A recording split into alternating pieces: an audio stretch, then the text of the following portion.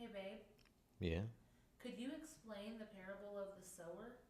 The parable of the sower is something that Jesus spoke about in Matthew chapter 13. I'm going to read the first part, and he goes on to explain what it means, and I'll break that down. So, starting in verse 3, and he told them many things in parables, saying, a sower went out to sow, and as he sowed, some seeds fell along the path. The birds came and devoured them.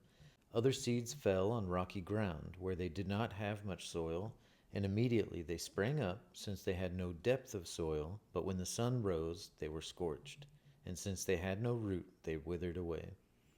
Other seeds fell among the thorns, and the thorns grew up and would choke them. Other seeds fell on good soil and produced grain, some 100-fold, some 60, some 30. He who has ears, let him hear.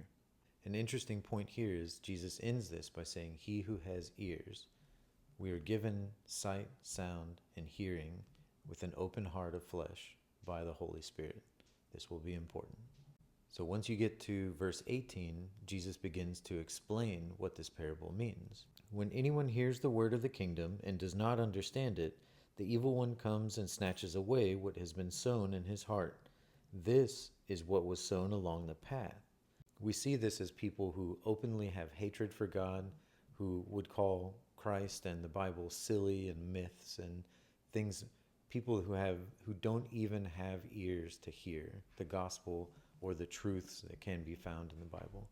In verse 20, as for what was sown on rocky ground, this is the one who hears the word and immediately receives it with joy.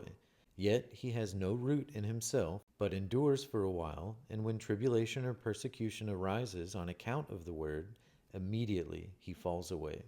This is the type of person that might consider this good news, but as they step forward and they meet some kind of resistance or even the idea of being made uncomfortable past a certain level for the sake of Christ, this person would say, I would rather be comfortable in this life and rely on myself on Judgment Day.